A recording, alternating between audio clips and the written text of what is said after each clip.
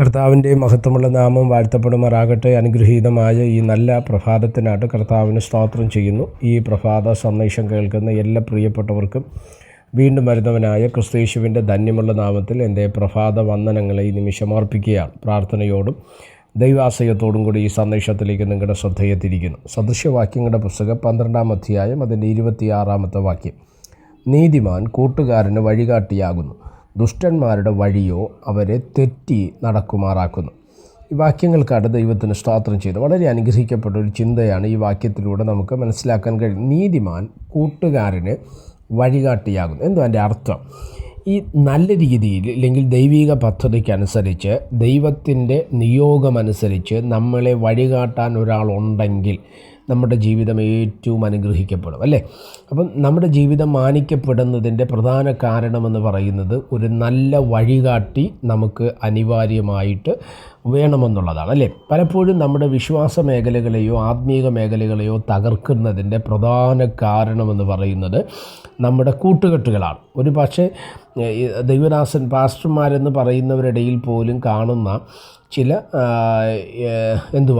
അരുതാത്ത കൂട്ടുകൾ, നമ്മുടെ ആത്മീക തലങ്ങളെ ചോർത്തിക്കളയുന്ന, നമ്മുടെ വിശ്വാസ ജീവിതത്തെ ചോർത്തിക്കളയുന്ന, നമ്മളും ദൈവവുമായിട്ടുള്ള ബന്ധത്തെ ഡിസ്കണക്റ്റ് ചെയ്യുന്ന തരത്തിലുള്ള പല വിഷയങ്ങൾ ഒരുപക്ഷെ നമ്മുടെ ജീവിതത്തിനകത്ത് കാണാം.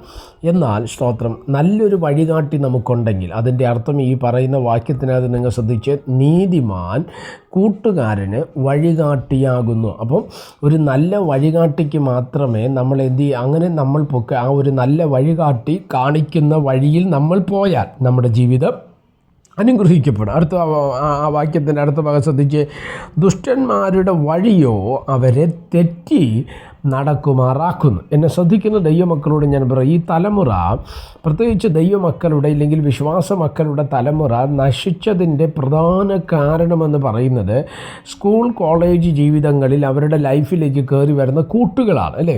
അല്ല, സ്തോത്രം. അങ്ങനെ അരുതാത്ത ബന്ധങ്ങളിലേക്ക് പോകുന്നു, പലതും കുഴപ്പമില്ലെന്നുള്ള ചിന്തകളിലേക്ക് അവർ പോകുന്നു. ഒരു കാലത്ത് തെറ്റെന്ന് പറഞ്ഞതും ചെയ്യരുത് എന്ന് കൽപ്പിച്ചതുമായ വിഷയങ്ങളിൽ തന്നെ ഇക്കാലത്ത് അത് കുഴപ്പമുള്ളതല്ല എന്നുള്ള ചിന്തകൾ തലമുറകളിലേക്ക് കയറിയിട്ട് ഏത് വിഷയത്തിലും, ഡ്രസ് കോഡിലാണെങ്കിലും അല്ല, മോഡേൺ ലൈഫിൻ്റെ ഒരു മേഖല, സ്തോത്രം, നമ്മുടെ തലമുറകളെ നശിക്കുന്ന ചില അരാജകത്വങ്ങൾ, അല്ല സ്തോത്രം, വെറിക്കൂത്തിൻ്റെ തലങ്ങൾ, ഇതൊക്കെ നമുക്കറിയാം. അപ്പോൾ പലതും കൂട്ടുകളിൽ നിന്നൊക്കെ വരുന്നതാണ് പല വിഷയങ്ങളിൽ. ഇന്ന് നമ്മുടെ പിള്ളേരൊക്കെ അഫയറിനകത്ത് അകപ്പെട്ട അത് പരാജയപ്പെടുന്ന വിഷയങ്ങൾ, അതിനെ പ്രതി സൂയിസൈഡിലേക്ക് പോകുന്ന വിഷയങ്ങൾ, ഒരു കൂട്ടുകാരി മരിച്ചെന്ന് പറഞ്ഞ് അതിൻ്റെ പിറകെ വേറൊരു കൊച്ച് സൂയിസൈഡിലേക്ക് പോകുന്നു, മരിക്കാൻ ആഗ്രഹിക്കുന്ന തലങ്ങൾ, ഇല്ലെങ്കിൽ ഡിപ്രഷനിലേക്ക് പോകുന്നു. എന്താ കാരണം? ദൈവമല്ല അവർക്ക് വലുത്. ഫ്രണ്ട്ഷിപ്പ് എന്നോ ആ ഒരു തലത്തിലേക്കൊക്കെ കാര്യങ്ങൾ വരികയാണ്. ഇവിടെയാണ് പറയുന്നത്, ദുഷ്ടൻ വഴികാറ്റുമ്പോൾ നമ്മൾ തെറ്റിപ്പോകാൻ ചാൻസ് ഉണ്ട്, അല്ലേ? നമ്മൾ തെറ്റി നടക്കേണ്ടി വരും, ദൈവ പദ്ധതിയിൽ നിന്ന് മാറും.